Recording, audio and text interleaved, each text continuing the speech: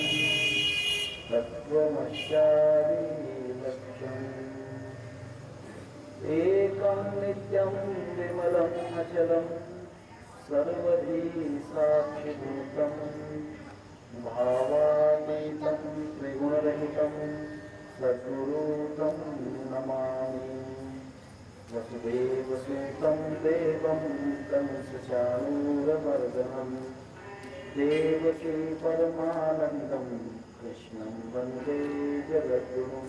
सद्गुरुनाथ महाराज की जय। राजा अधिराज सद्गुरुनाथ साहेब महाराज की। राजा अधिराज सद्गुरुनाथ सिद्धरामेश्वर महाराज की जय। राजा अधिराज सद्गुरुनाथ पंत महाराज की जय।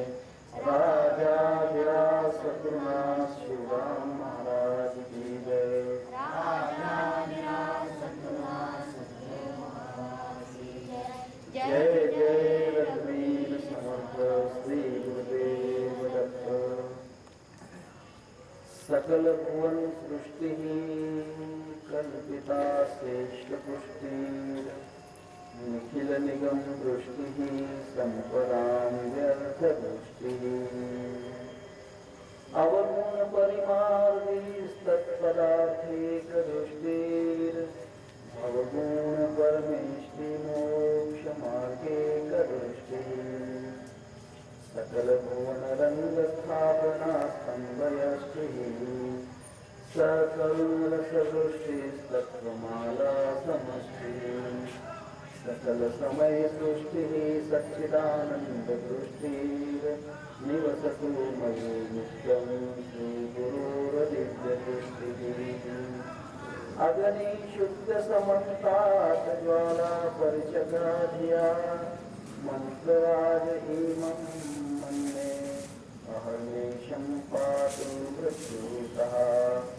तदेव्यति तन्मे यति तत्सूरे तत्समीपके तदनन्तरस्य सर्वस्य तत्सर्वस्य बाह्यतः। अजो अहम् अजरो अहं च अनादिनिधनः स्वयम् अविकारश्च सच्चिदानन्द अनियानमहतो माम्। सद्गुरुनाथ महाराज की जय। कल के दिन हमने देखा श्री गुरु का त्रिकोण रूपी जो कमल दल है जिसमें अ, क और ख उत्पत्ति स्थिति और लय रूपी जो हंस कमल है, सोहम कमल है, हंस पीठ है, सोहम पीठ है, उसका ध्यान शस्त्र मंडल में करना चाहिए, शस्त्र दल में करना चाहिए। यह ध्यान भी गुरु की कृपा से ही होता है। अगर ऐसा ध्यान हो जाए तब गुरु की जो दिव्य दिव्य दृष्टि है वह शिष्य के ऊपर, वह साधक के ऊपर अपने आप ही आ जाती है। भगवान शिव जी पार्वती जी को कहते हैं कि हे पार्वती, श्री गुरु की दिव्य दृष्टि अर्थात कृपा दृष्टि हम साधकों पर हमेशा होती रहे, क्योंकि गुरु की कृपा हमेशा हम पर होती रहे। संसार हमसे रुष्ट हो जाए तो चलेगा, लेकिन गुरु हमसे रुष्ट न हो। संसार की दृष्टि हमसे दूर हो जाए तो चलेगा, लेकिन गुरु की दृष्टि हम पर हो। गुरु की कृपा दृष्टि हम पर हमेशा हो। वह दृष्टि किस तरह से इस संसार पर है, क्योंकि गुरु कोई एक व्यक्ति नहीं, गुरु परब्रह्म है। तस्मात् श्री गुरुवे नमः। गुरु परमात्मा है। गुरु कोई एक व्यक्ति नहीं, गुरु कोई एक शरीर नहीं, गुरु अखंड मंडलाकार है। ये सर्वव्याप्त संसार की जो चेतन शक्ति है वह खलविदम ब्रह्म गुरु है। यह दिव्य ज्ञान होना चाहिए, दिव्य दृष्टि होना चाहिए। श्री गुरु का स्वरूप अखिल चराचर व्याप्त है। इतना ही नहीं कि समष्टि और व्यष्टि भी वही है, चर और अचर भी वही है, जागृत स्वप्न सुषुप्ति तुरिया और मुनि समाधि भी वही है, अवस्था अतीत भी वही है। श्री गुरु उत्पत्ति स्थिति और लय का भी कारण है। श्री गुरु साकार भी है, श्री गुरु निराकार भी है। अनंत जितने भी स्वरूप हैं वे श्री गुरु के ही विस्तार हैं। मैंने कहा कि संसार में चींटी से लेकर तो ब्रह्मा, महाविष्णु, महेश और शिव तक जितना भी व्याप्त ये पूर्ण विश्व है, जिसे समष्टि कहते हैं, जिसमें सप्त पाताल, सप्त भुवन, 22 स्वर्ग, ख्याल रखिए 21 स्वर्ग जो है वे देवताओं के लिए है, और देवताओं के ऊपर का जो 22वां सोहम स्वर्ग है वह स्वर्ग के ऊपर का स्वर्ग है, 22वां स्वर्ग कहते हैं उसे। आपको यहाँ मूल स्तंभ नाम के ग्रंथ में इसकी मालूमात मिल सकती है। 22 स्वर्ग हैं। इन 21 स्वर्गों में तो भगवान शिव जी का अधिकार है। 21 स्वर्ग तक शिव जी की शक्ति है। वहां पर 21 स्वर्ग में 21 शिव के लिंग हैं, 21 लिंग स्थापित हैं। 21 लिंगों पर भगवान शिव जी के पुत्र गणेश जी है, 21 गणेश जी हैं। मुद्गल पुराण अगर आप पढ़ोगे, गणेश जी का व्याप्त स्वरूप मुद्गल पुराण में, गणेश जी कितना विराट है। 21 प्रकार के गणेश जी के स्वरूप हैं। वे तो 21 स्वर्ग में व्याप्त हैं, परंतु 22वां जो स्वर्ग है वह निज लिंग है, आत्मलिंग है, वह सोहम लिंग है, सोहम स्थान है, सोहम स्वर्ग है, उसे 22वां स्वर्ग कहते हैं।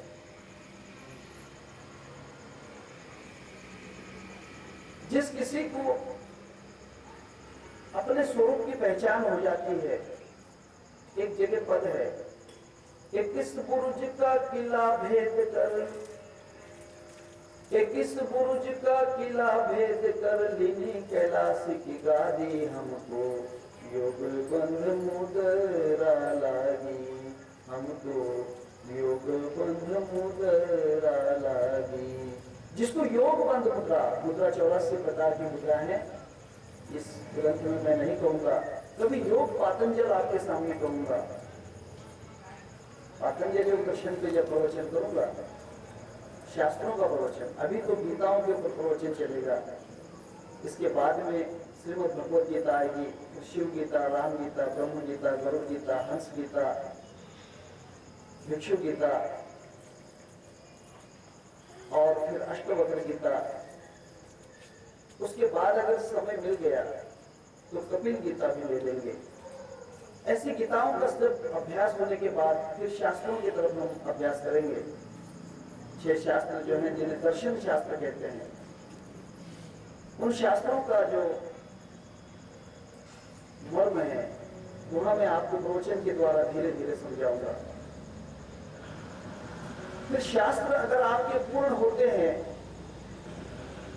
अगर आप शास्त्र पचा सकते हो, पहले तो गीता ही पचा लीजिए, गीता पचाने के बाद फिर शास्त्र अगर पचाओगे, न्याय शास्त्र, वैशेषिक शास्त्र, पूर्व मीमांसा शास्त्र, उत्तर मीमांसा शास्त्र, सांख्य योग दर्शन शास्त्र और फिर पातंजलि योग दर्शन शास्त्र, इन 6 शास्त्रों का जो पूर्ण अभ्यास है वह मैं आपको बताऊंगा। उस समय उस योग बंधन मुद्रा के विषय में मैं आपसे बात करूंगा। आज उसका विषय नहीं है। 21 स्वर्गों का भेदन करने के बाद जब 22वें स्वर्ग में जाते हैं, जिसे सोहम स्वर्ग कहते हैं, उस सोहम स्वर्ग का जो स्वरूप है वह श्री गुरु है, वह श्री गुरु है।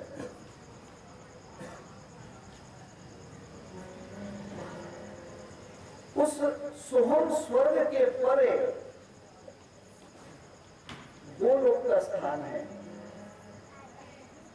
सोहम के परे, जहां पर ओम सोहम भी चला जाता है, जाप मरे अछपा मरे अनहद भी मर जाए, सुरती लोग शब्द में अटकी उसको काल नहीं खाए। सोहम के आगे 22 स्वर्ग के आगे जहां पर गोलोक है,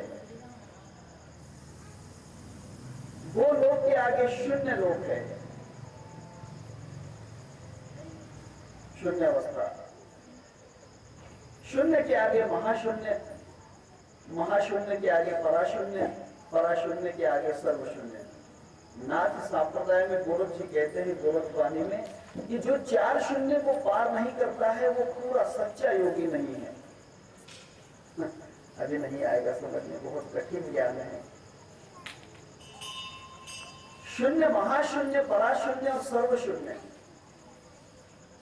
इन 4 शून्यों का जो ज्ञान अर्थात वर्म जानता है वह सच्चा गोरख योगी है, वह सच्चा ज्ञानी है। दो लोक के आगे शून्य लोक है, शून्य लोक के आगे महाशून्य लोक, महाशून्य के आगे पराशून्य, पराशून्य के आगे सर्वशून्य, और सर्वशून्य के बाद आप हो, आप सर्वशून्य के आगे हो। शून्य के भी आगे आपका स्थान है, आप शून्य के परे हो, क्योंकि शून्य के भी साक्षी आप हैं, शून्य को जानने वाले आप हैं।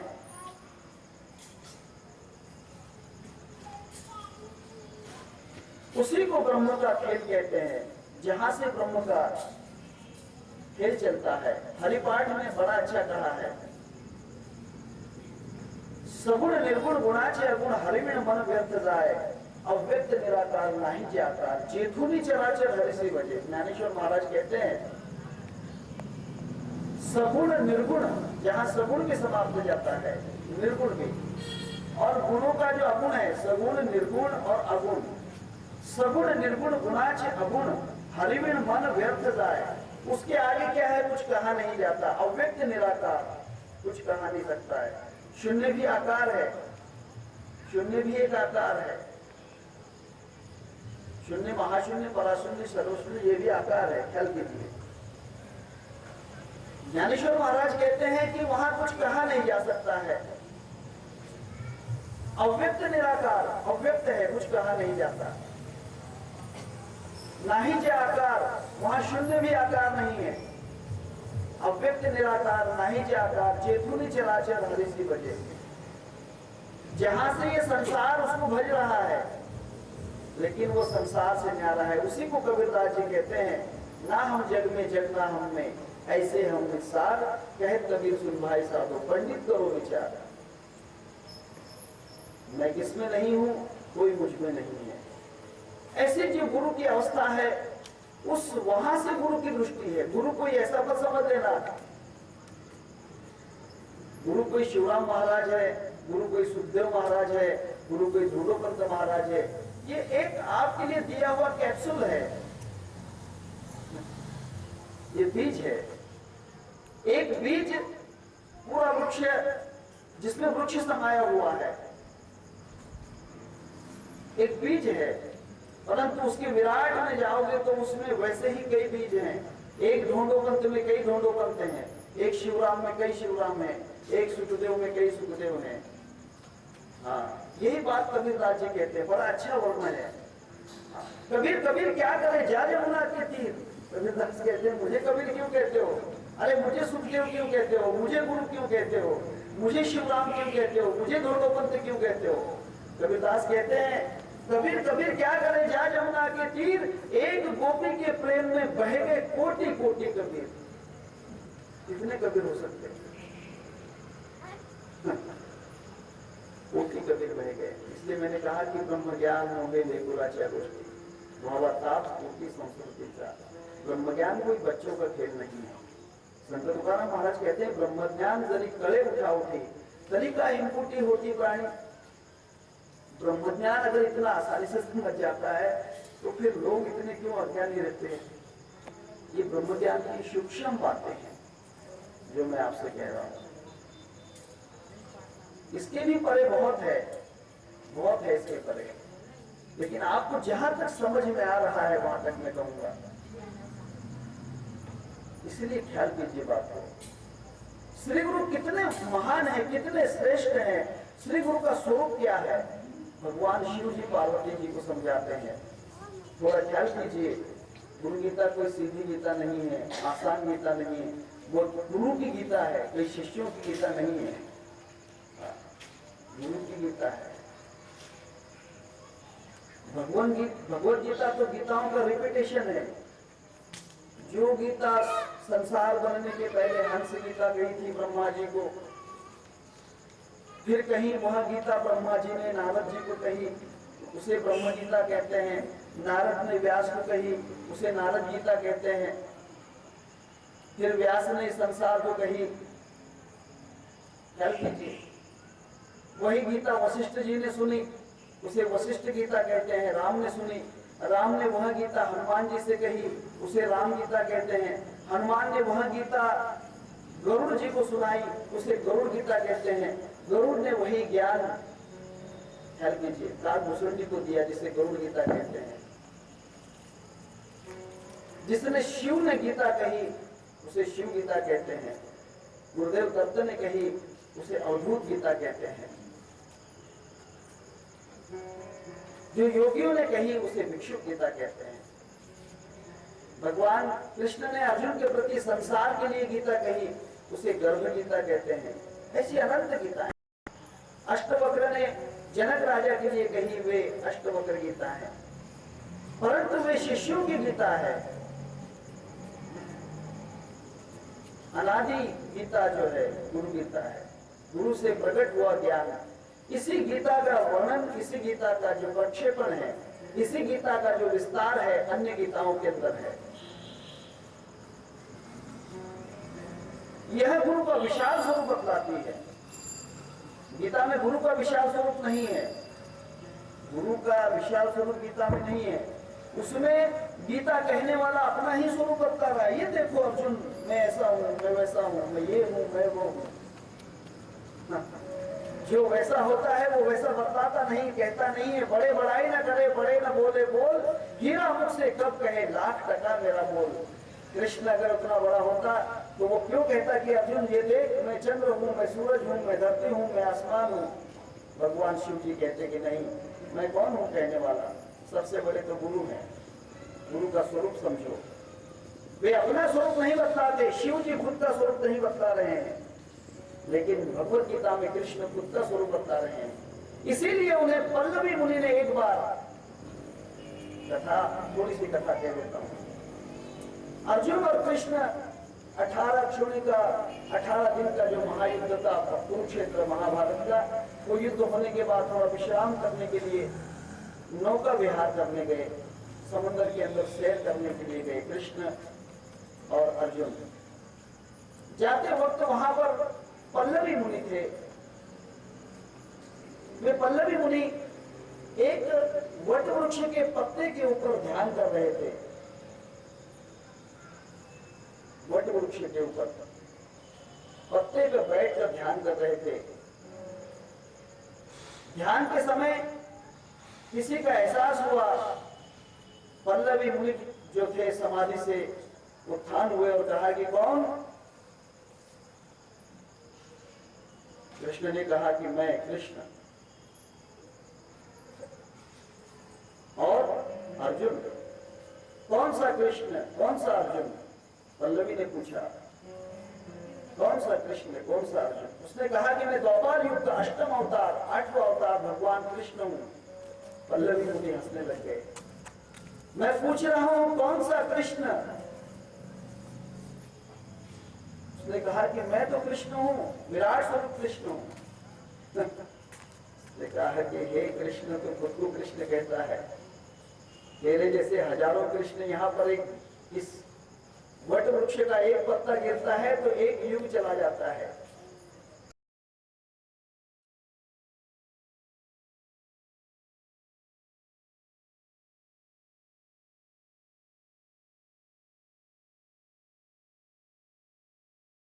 दूसरा पत्ता गिरता है तो प्रलय हो जाता है।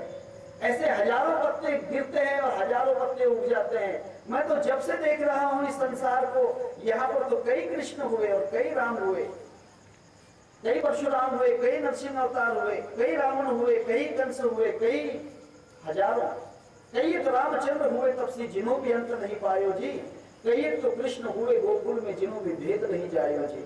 वो राम गुण न्यारो न्यारो जी, वो राम गुण न्यारो न्यारो जी। कई एक सिद्ध साधु सन्यासी जिन्हों वनवास बसायो जी, कई एक तो गोरख मचंद्र कहियो जिन्हों भी अंत नहीं आयो जी। वो राम गुण न्यारो न्यारो जी, वो राम गुण न्यारो न्यारो जी। कई एक तो ब्रह्मा विष्णु महेश कहिए जिन्हों भी भेद नहीं पायो जी। तहां की गत में कैसे गाऊं साहेब कबीर पुकारो जी। हे कृष्ण, खुद को विराट कहता है, मैं विराट हूं, ऐसा खुद को तू कहता है। तेरे जैसे तो कई विराट इस पीपल के पत्ते में, ये वट वृक्ष के पत्ते में छिपे हुए हैं। कृष्ण ने अपना सर झुका दिया कि भगवान क्षमस्व, त्राहि माम, मुझे क्षमा करो, मेरी गलती हो गई।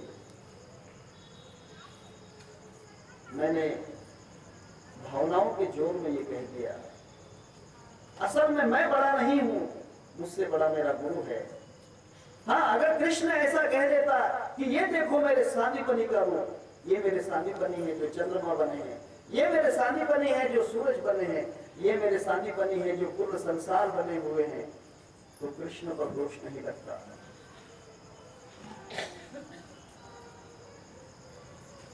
अहम भाव नहीं होता कृष्ण को। इसीलिए गुरु गीता बहुत महान है। गुरु गीता में भगवान शिव जी समझाते हैं पार्वती को कि हे पार्वती, उस गुरु की दृष्टि किस प्रकार होती है, उसकी दृष्टि में कितनी ताकत है, ये देखो कि उसी दृष्टि से सकल भुवन सृष्टि ही कल्पिता शेष पुष्टि निखिल निगम दृष्टि ही संपदा व्यर्थ दृष्टि ही। हे पार्वती, उसकी दृष्टि से ये सकल भुवन निर्माण है। ये संसार उसके भुवन से, उसकी दृष्टि से निर्माण होता है। अगर वह पलट बंद करता है तो संसार का नाश होता है, पलकें उठाता है तो संसार का निर्माण होता है। उसी की कृपा दृष्टि से ही ब्रह्मा विष्णु महेश को पुष्टि मिलती है। ब्रह्मा विष्णु महेश जिंदे हैं। हाँ, पद्म पुराण में किस्सा है, ब्रह्मा विष्णु महेश को, प्रश्न उपनिषद में भी है, 108 उपनिषद है, उसमें से प्रश्न उपनिषद जो है उसमें ब्रह्मा विष्णु महेश को अहंकार हो गया। ब्रह्मा विष्णु महेश कहने लगे कि मैं सृष्टि बनाता हूँ, मैं रचना करता हूँ, मैं पालन करता हूँ, मैं विनाश करता हूँ, हमसे बढ़कर कौन है। उसी वक्त जो श्री गुरु थे, परात्पर पुरुष, परे के भी परे, वे वहां पर प्रकट हुए। एक विचित्र ऐसे अश्व के ऊपर, घोड़े के ऊपर, जिस घोड़े के 2 सिर हैं, जो घोड़ा पंख वाला है, जो घोड़े के 8 पांव हैं, जो घोड़े के 8 पांव हैं, और एक विचित्र पुरुष, विचित्र साधु वहां पर। ब्रह्मा कहता है कि मैंने ऐसा पुरुष और ऐसा घोड़ा कभी निर्माण नहीं किया। विष्णु कहता कि हाँ मैंने भी पालन नहीं किया। शिव जी कहता मैंने कभी उसका विनाश नहीं किया। ये कौन है, कहां से आया? पूछा गया,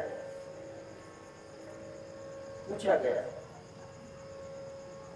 तब उसने कहा कि हे ब्रह्मा विष्णु महेश, तुम खुद को बलवान कहते हो, खुद को देवता समझते हो, क्या गुरु से बढ़कर तुम हो? इनको अज्ञान था। उन्होंने कहा कि हाँ हम ही सब निर्माता है, पालन करता है, विनाश करता है।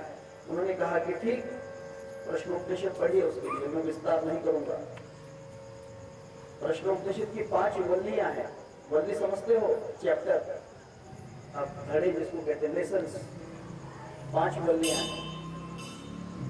हर ग्रंथ का स्टडी करते समय उसके वल्लियां ख्याल कीजिए। गीता की कितनी वल्लियां हैं? 18 वल्लियां हैं भगवत गीता की। 18 वल्लियां, मतलब 18 उसके चैप्टर्स हैं, 18 लेसन्स हैं।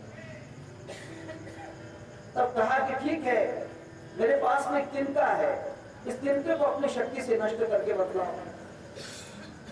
ब्रह्मा ने ब्रह्मास्त्र छोड़ा, विष्णु ने विष्णु अस्त्र, शिव ने जो है वज्र, महावज्र। फिर इंद्र देवता को बुलाया, इनका नष्ट नहीं हुआ। इंद्र को बुलाया, इंद्र ने कहा कि ठीक है मैं नष्ट करूंगा।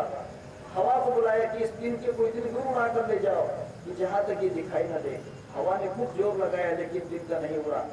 फिर कहा अग्नि को कि हे अग्नि, इसे जलाकर भस्म कर दो। तिनका नहीं जला। अग्नि ने कहा कि मुझसे नहीं जलता। 64 प्रकार की अग्नियां हैं महाभारत में। 64 फायर्स, 64 प्रकार की अग्नियां हैं। आपके शरीर में 8 अग्नि है, अष्टाग्नि आपके शरीर में है। ये संसार के अंदर पूरी 64 अग्नि है। फिर जल को बुलाया गया। वायु तत्व 85 है, 85 प्रकार के वायु हैं। पवन कितने हैं? 85। उसमें से मनुष्य कितने, प्राणी कितने पवन को इस्तेमाल करता है? 10 को। प्राण, अपान, व्यान, उदान, समान, नाग, कुर्म, कुरकल, देवदत्त, धनंजय, इस 10 का हम इस्तेमाल करते हैं। बाकी 75 जो है, 75, उसका इस्तेमाल हमको नहीं आता। उसका इस्तेमाल हमको नहीं आता। अब थोड़ा थोड़ा साइंस वाले उसका इस्तेमाल करने लग गए हैं। हाइड्रोजन और नाइट्रोजन वायु का इस्तेमाल करने लग गए। Hydrogen plus nitrogen is equal to bomb. Hiroshima के ऊपर जो बॉम्ब डाला गया वो हाइड्रोजन बॉम्ब था। हाइड्रोजन वायु से बनाया हुआ बॉम्ब था। जाने दीजिए, मैं वो ज्यादा साइंस के तरफ नहीं ले जाता हूं आपको। 85 प्रकार के वायु तत्व हैं ये संसार के अंदर निर्मित होने वाले। हम मनुष्य प्राणी से 10 वायुओं को अपने अंदर खींच सकते हैं और छोड़ सकते हैं। इनका इस्तेमाल जानते हैं। चांद पर भी वायु है, लेकिन उस वायु को हमें कैसा इस्तेमाल करते हैं मालूम नहीं। इसीलिए हम कहते हैं कि नहीं, चांद पर हवा नहीं है, चांद पर भी हवा है। सूरज में भी हवा है, सूरज के अंदर भी हवा है। अगर हवा नहीं रहे तो वहां पर अग्नि कैसे जलेगी? अग्नि कैसे जलती है? वहां पर तो 4 प्रकार की शक्तियां काम कर रही हैं, इलेक्ट्रॉन, न्यूट्रॉन, प्रोटॉन और इलेक्ट्रॉन। साइंस ने ढूंढ कर निकाला है इलेक्ट्रॉन, न्यूट्रॉन, प्रोटॉन और इलेक्ट्रॉन। ये 4 प्रकार की आणविक शक्तियां वहां पर जब प्रज्वलित होती हैं, एक इलेक्ट्रॉन जल जाता है तो 2 प्रोटॉन निर्माण होते हैं। एक प्रोटॉन जल जाता है तो 2 न्यूट्रॉन हो जाते हैं। फिर एक न्यूट्रॉन जलता है तो 2 इलेक्ट्रॉन तैयार हो जाते हैं। और इनके संक्रमण के अंदर, इनके ज्वलन क्रिया के अंदर इलेक्ट्रॉन शक्ति काम करती है।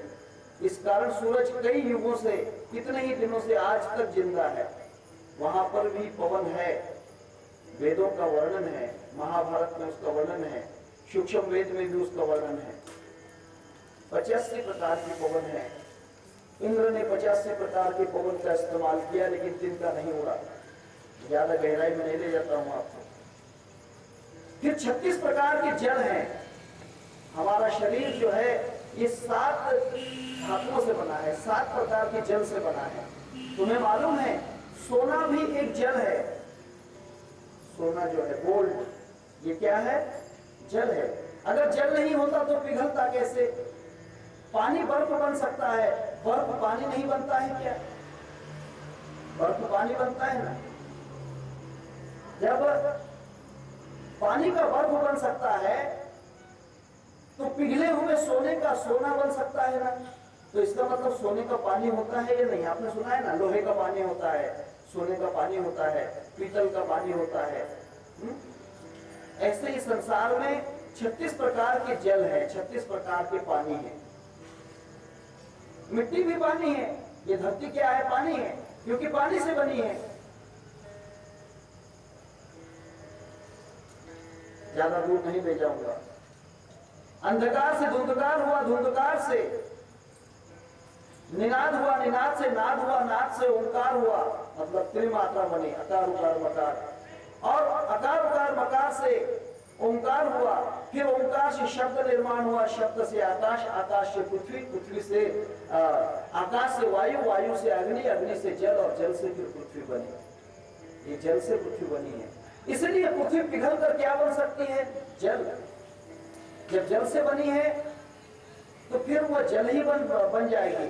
बर्फ जल से बनी है, इसलिए पिघल कर वह जल ही बनेगी। सोना सोने के पानी से बना है, इसलिए वहां भी पानी ही बनेगा। इसलिए 36 प्रकार के जल हैं, सूक्ष्म वेद में वर्णन है। इस प्रकार के जल का इस्तेमाल किया, लेकिन तिनका नहीं बहा। फिर अग्नियों को बुलाया, 64 अग्नि,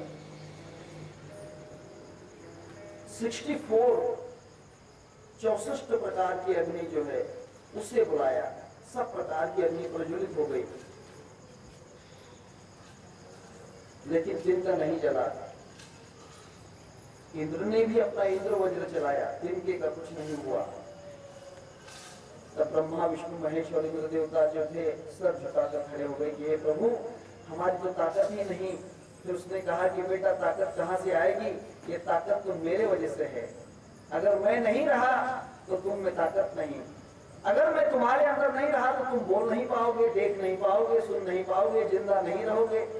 चाले ही शरीर वहां जिए सकते। इसके कारण ये चल रहा है, वह सत्ता श्री गुरु की है, परात्पर परमात्मा की है। परात्पर परमात्मा ही श्री गुरु होता है, पर ब्रह्म परमात्मा वही श्री गुरु है, उसकी यह शक्ति है। आगे कथा है, प्रश्नोपनिषद में पढ़ लीजिए और पद्म पुराण में पढ़िए। मैं इसका विस्तार नहीं करता हूं क्योंकि श्लोक का अर्थ रह जाएगा। तब यहाँ जो सृष्टि है, जिससे ब्रह्मा विष्णु महेश को भी पुष्टि मिलती है, अर्थात बल मिलता है, सामर्थ्य मिलता है।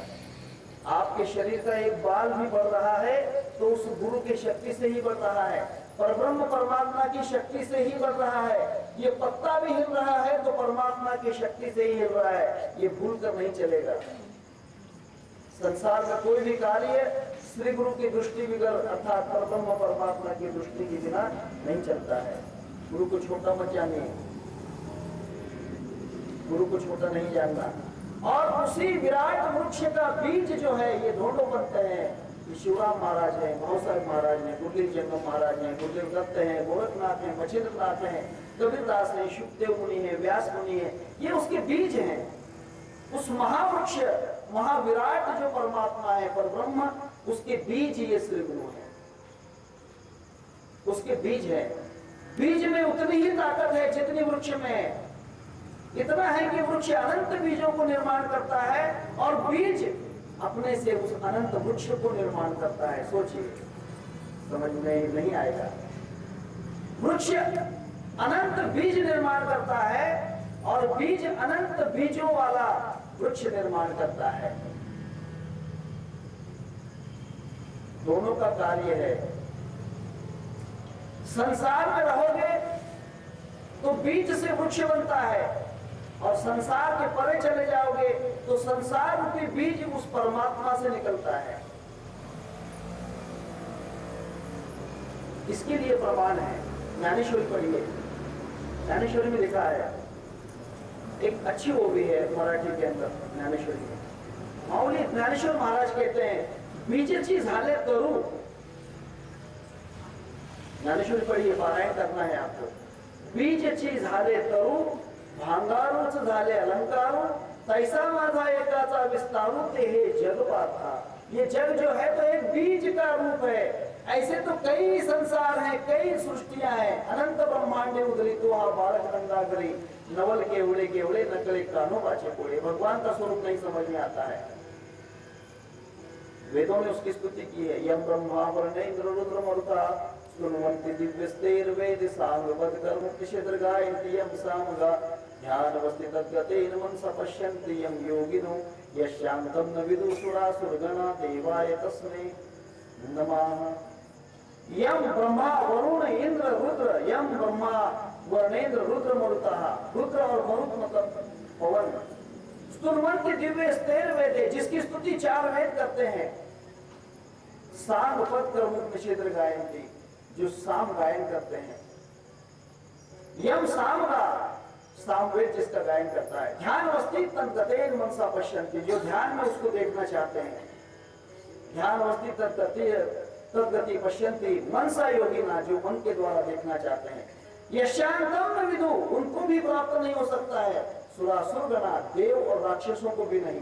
सुरासुरगणा देवाय तस्मै श्री गुरुवे नमः, उसको नहीं प्राप्त कर सकते। ऐसा वह परमात्मा का जो श्री गुरु का स्वरूप है, जिसके कारण अभी गुरु समझ में नहीं आया है। हाँ, गुरु का समझ बहुत कठिन है।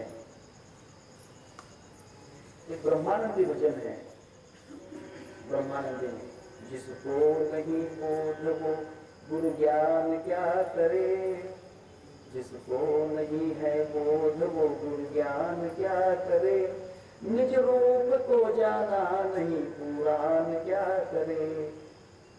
जो निज रूप को जिसने अनुभव लिया है वही चीजों को जान सकता है। जिसने निज रूप जाना नहीं तो फिर गुरु का स्वरूप क्या करेगा? गुरु क्या है, क्या समझेगा? गुरु तो वह एक खेल समझता है, गुरु तो वह एक व्यक्ति समझता है। गुरु नहीं समझ में आया। जिसको नहीं बोध वो गुरु ज्ञान क्या करे, निज रूप को जाना नहीं तो पुराण क्या करे। ब्रह्मानंद की किताब ले लीजिए, पढ़िए, स्टडी कीजिए, उसके अंदर बहुत अच्छा होगा। विज्ञान है, समझने की बातें हैं। ऊपर से पढ़ोगे नहीं समझेगा, उसका विचार कीजिए। तब कहते हैं भगवान शिव जी, भगवान शिव कहते हैं कि गुरु की जो दृष्टि है उससे ब्रह्मा विष्णु महेश इनकी पुष्टि होती है। वहां सब शास्त्रों की दृष्टि और श्री गुरु की दृष्टि एक ही है। श्री गुरु की दृष्टि और सब शास्त्रों की दृष्टि। शास्त्र की दृष्टि अर्थात संतों की दृष्टि। संत जो होते हैं, संत और भगवान में, संत में और परब्रह्म में कोई अंतर नहीं। संत तुलसी देव, देव तुलसी संत, ऐसा है सिद्धांत वेदांत का। उसमें कोई फर्क नहीं है।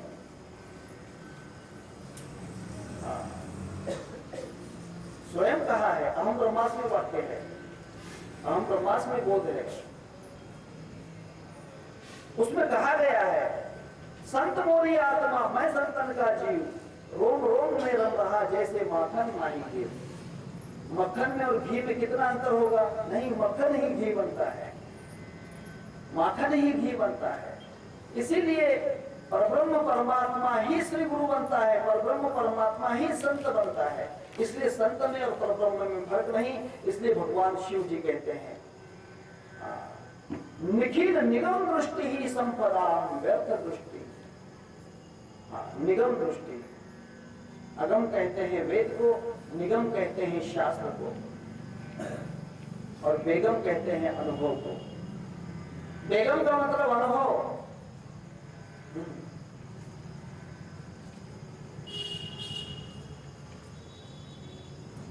देखिए, बड़ा अच्छा पद है, मुझे इतना मालूम नहीं कि किसका है, लेकिन पद में बड़ा ही गहराई है, उसका ध्रुव पर कहता हूं।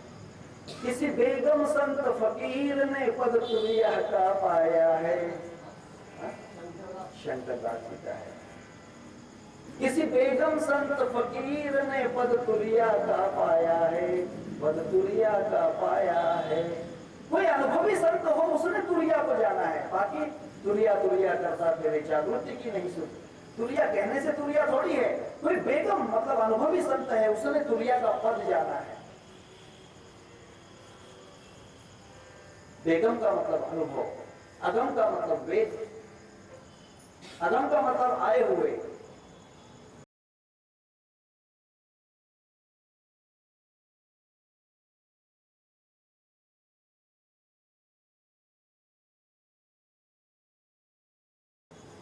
जो स्वयं आए हैं भगवान से और ब्रह्म परमात्मा से जो आए हैं वे वेद अगम। निगम का मतलब जो संतों से निकलकर प्रकट हुए हैं वे शास्त्र। इसीलिए भगवान शिव जी कहते हैं निखिल निगम दृष्टि ही संपदा व्यर्थ दृष्टि।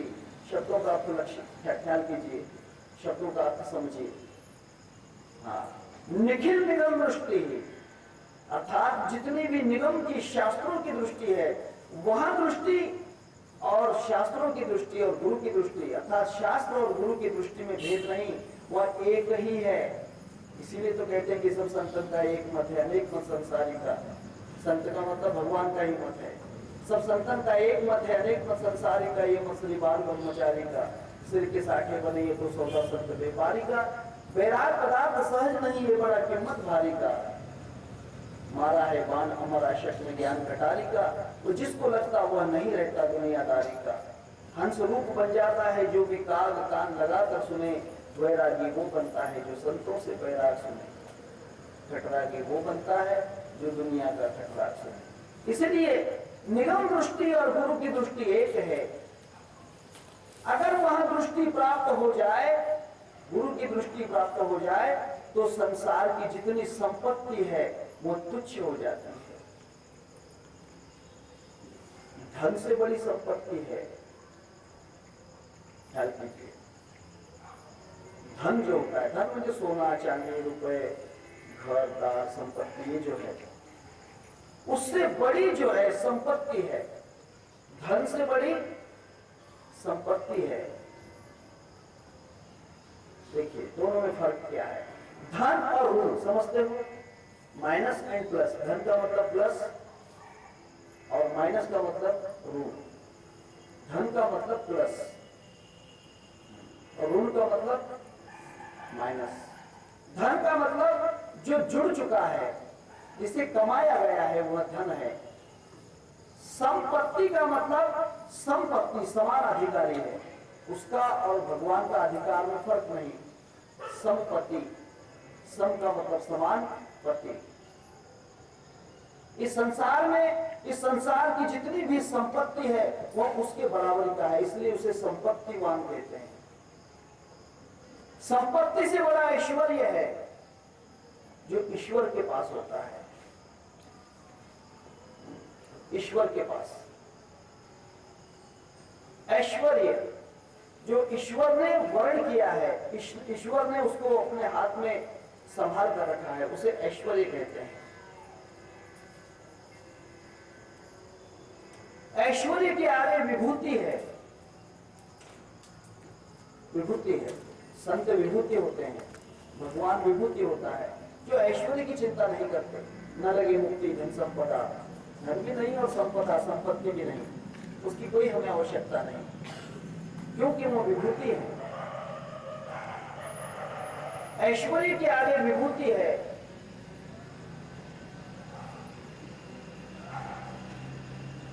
और विभूति के आगे अनुभूति है, और अनुभूति के आगे आप हो, स्वयं हो आप।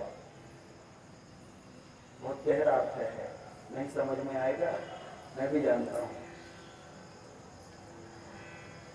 तब ये समस्त संसार की जो संपत्ति है वह तुच्छ हो जाती है, और वह जब तुच्छ हो जाती है तब सब दुर्गुणों का विनाश हो जाता है। जब तक कि आपको धन संपत्ति की आस है, कमाने की आस है और संसार के लेवल में आने की आस है, उसकी 4 मंजिल वाली बिल्डिंग है, मेरी भी 4 वाली चाहिए, उसके पास में मारुति है, मेरे पास भी आना चाहिए, ये संपत्ति है, समान अवस्था चाहते हो आप। धन दिखता है, संपत्ति दिखती नहीं, संपत्ति दिखती नहीं। एक प्राइम मिनिस्टर लीजिए, पंतप्रधान। दूसरा आदमी इलेक्शन लड़ता है, वह संपत्ति प्राप्त करना चाहता है। पहले जो पंतप्रधान था उस पंतप्रधान के लेवल में आना चाहता है, संपत्ति होना चाहता है, उसकी समान अवस्था प्राप्त करना चाहता है। तब यहां जो है उसके दृष्टि में वह तुच्छ है, उसके कारण दुर्गुणों का नाश है। जो समान बनना चाहता है वह किसी को भी मार सकता है। समान बनाने के लिए एक बार प्रकार ऐसा हुआ कि अकबर बादशाह ने बीरबल के सामने एक प्रश्न रखा। ज्यादा गहराई में नहीं ले जाऊंगा, बहुत दृष्टांत है बीरबल के। अकबर बीरबल कथाएं हैं शायद, मेरे ख्याल से यहाँ पर है। अकबर ने एक प्रश्न रखा सभा के अंदर कि जो कोई ये दो लकड़ियां हैं, इन लकड़ियों को समान कर देगा, उसको मैं सच्चा ज्ञानी समझूंगा। एक लकड़ी बड़ी थी, उसमें एक लकड़ी छोटी थी।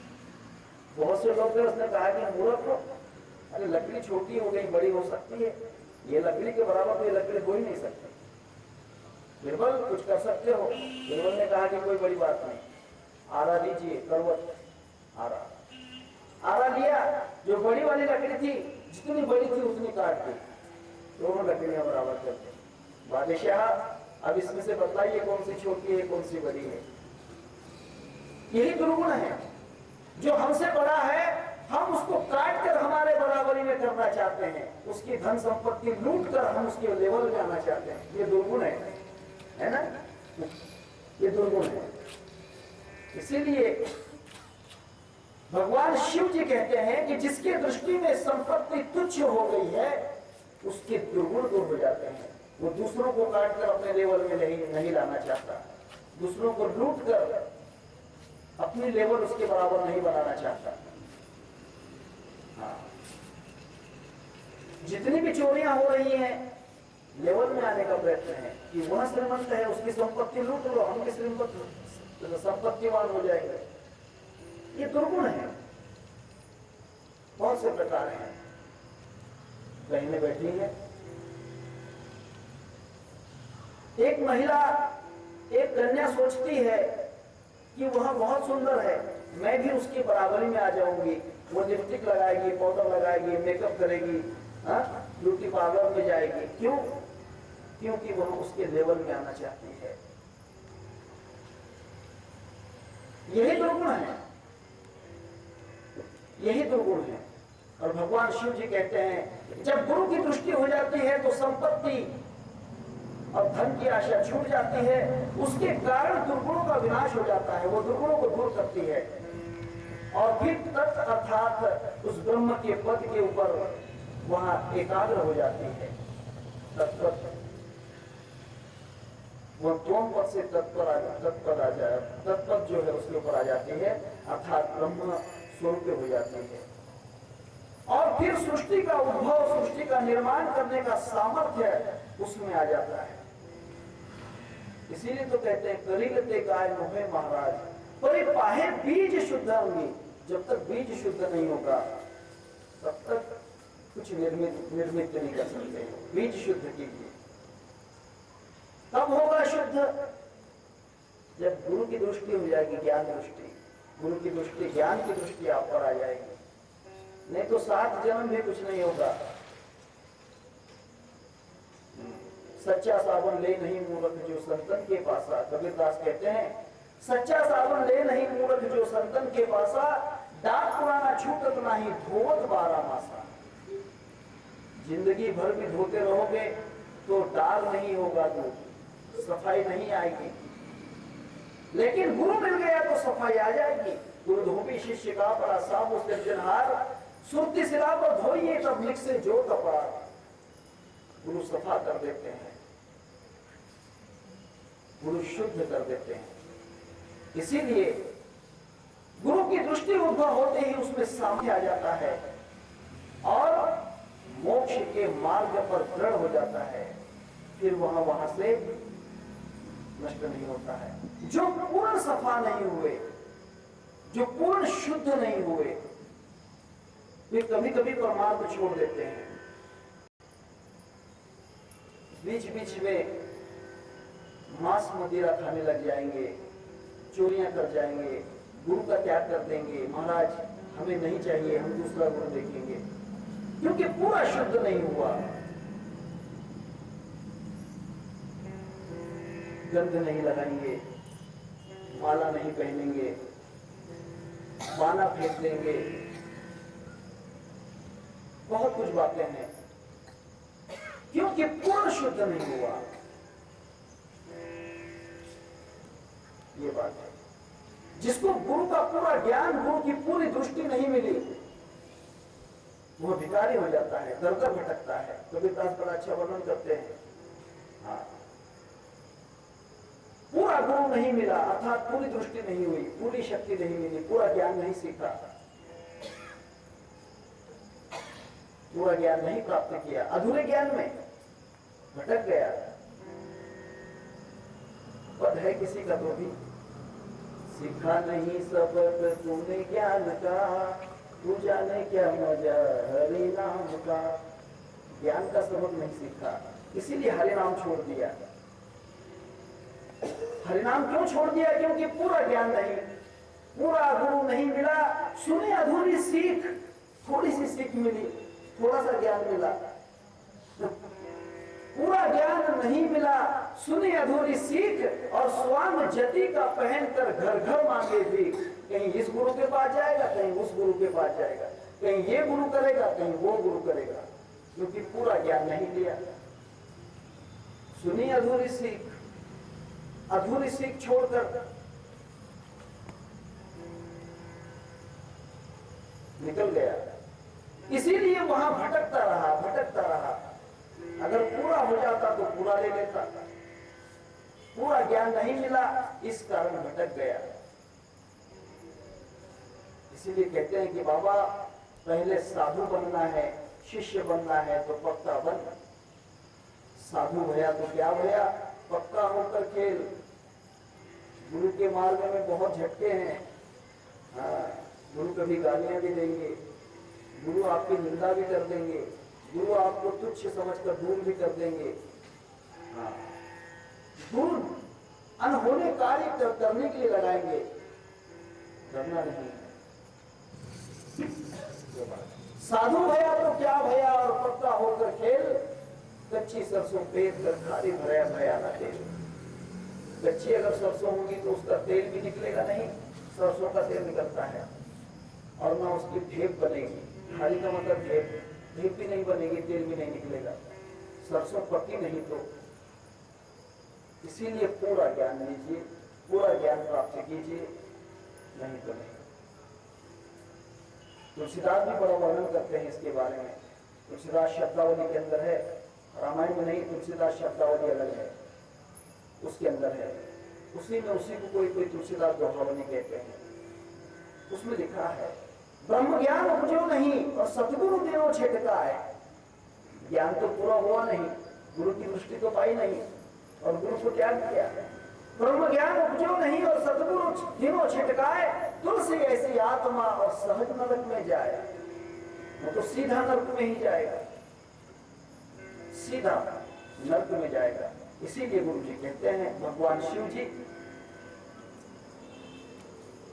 कि वहां तत्व अर्थात ब्रह्म इस पद के ऊपर एकाग्र उसकी दृष्टि हो जाती है, फिर सृष्टि का उद्भव करने का परम सामर्थ्य उसमें आ जाता है, और वहां मोक्ष मार्ग के ऊपर दृढ़ हो जाता है। वहां त्रिलोक के भुवन की रंग भूमि उसको स्थापित करता है, अर्थात ये संसार रंगमंच हो जाता है उसके लिए। उसके लिए संसार बंधन नहीं है। जो डर से दुनिया डरत है, वो डर हमको ना है। हाँ, क्योंकि उसको डर ही नहीं रहता है। ये संसार उसके लिए खिलौना है, ये बात है। कोई समझा न सका महफिल दुनिया क्या है, खेलता कौन और इसका खिलौना क्या है। आने वाला तो बहरे हाल चला आता है, जाने वाला नहीं आता, ये तमाशा क्या है। कोई समझा नहीं सकता है, समझना पड़ता है। ये खेल जो है तमाशा है, इस खेल को समझना पड़ता है। जब गुरु की दृष्टि हो जाती है तब वहां इसे रंगभूमि, ये त्रिलोक जो है ये रंगमंच है, रंगभूमि है। और उस रंगमंच का जो स्तंभ है वो मेरा श्री गुरु है। वहां गुरु खेल खिला रहा है, ये गुरु के ही वजह से सब हो रहा है। अगर मुझे भूख भी लगी है तो गुरु की वजह से, भोजन भी मिल रहा है तो गुरु की वजह से। अगर मैं सुखी भी हूं तो गुरु के कारण, और दुख भी मिला है तो गुरु की मर्जी है। जो भी है उसकी इच्छा है। देखिए थोड़ा दृष्टांत ख्याल कीजिए। अगर ठंड भी पड़ रही है तो सूरज के कारण, धूप भी हुई है तो सूरज के कारण, और अब वर्षा भी हो रही तो सूरज के कारण। क्यों? सूरज जब मकर राशि में प्रवेश करता है तो कड़क धूप होती है, और कर्क राशि में प्रवेश करता है तब उत्तरांचल के अंदर, उत्तर ध्रुव के अंदर ठंड हो जाती है। सूरज कर्क वृत्त में चला जाता है तो मकर में, उत्तरी भाग में ठंड हो जाती है सूरज के कारण। सूरज अगर वहां नहीं जाए तो धूप नहीं रहेगी, ठंड नहीं, ठंड भी सूरज के कारण। जब सूरज मकर राशि में प्रवेश करता है मकर संक्रांति के दिन तो धूप बढ़ जाती है, धूप भी हो रही तो सूरज के कारण, और वर्षा भी सूरज के कारण। क्यों? कि सूरज की तपन के कारण पानी की भाप होती है, भाप के बादल होते हैं और बादलों से वर्षा होती है।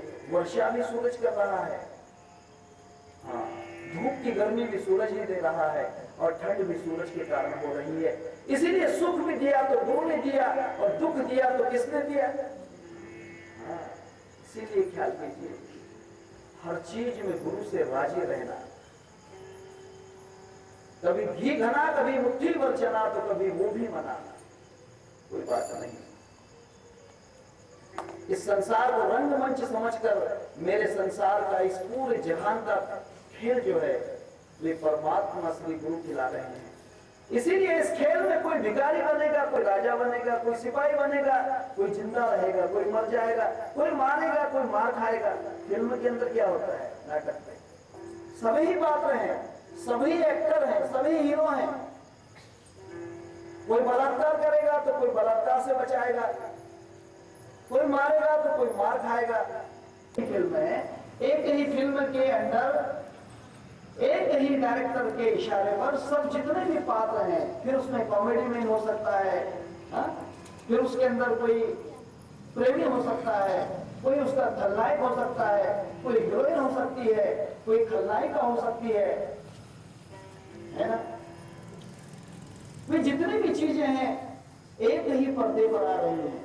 उसी पर्दे पर कहीं बाढ़ दिख रही है, सिनेमा का जो पर्दा होता है, कर्टेन जो होता है पर्दा, उस पर्दे पर कभी वर्षा होते हुए दिखती है, पर्दा गिरा भी नहीं होता। कभी आग लगते हुए दिखती है, पर्दा नहीं जलता। कभी हवा आते हुए दिखती है, पर्दा नहीं हिलता। सब खेल उसी पर्दे पे चल रहे हैं, लेकिन पर्दा उससे न्यारा है। ये सोचिए गुरु का खेल है,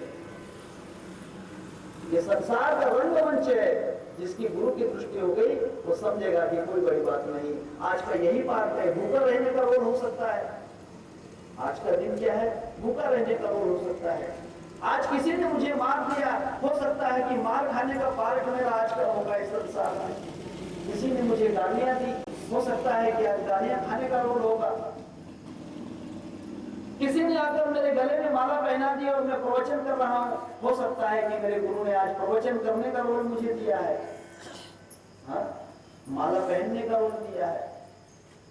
थोड़ी देर के बाद मेरा यहाँ का रोल खत्म हो जाएगा, इस स्टेज से मैं उतर जाऊंगा, फिर रोल दूसरा है। हजारों फिल्मों में काम करता है, किसी में बूढ़ा बनता है, किसी में जवान बनता है, किसी में बच्चा बनता है, किसी में हीरो बनता है, तो किसी में खलनायक बन जाता है, किसी में दोस्त बनता है तो किसी में शत्रु बन जाता है।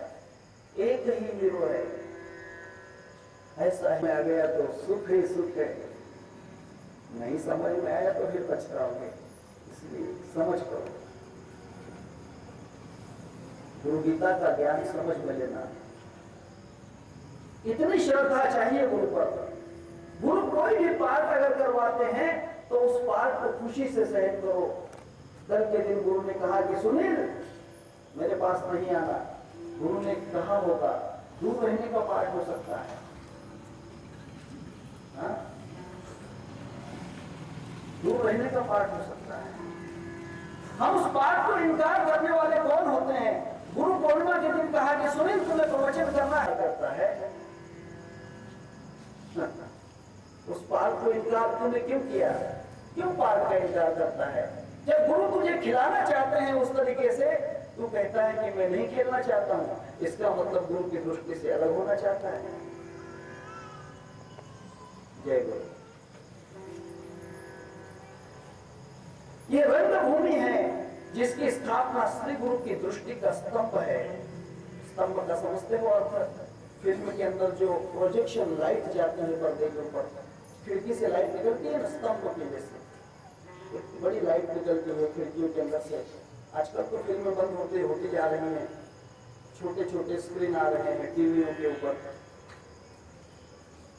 बड़ी जो फिल्म बनती है, ब्रॉडगेज फिल्म बोलती है 70 mm की, उनके अंदर जो पर्दे के ऊपर उस चित्रीकरण को दिखाने वाला जो बीम होता है, वह गुरु की दृष्टि है।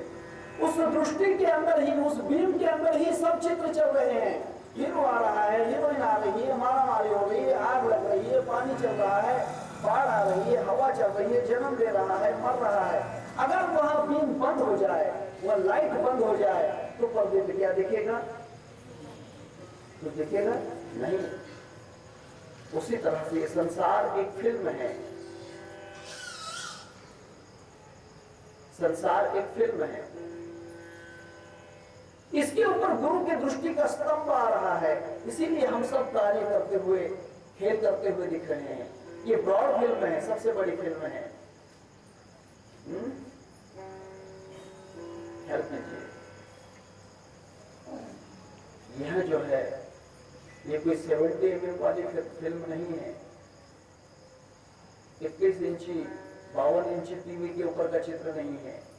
ये परमात्मा का सच्चिदानंद चित्र है, जिस चित्र को परमात्मा देखकर आनंद लेते हैं, श्री गुरु देखकर उसको आनंद लेते हैं।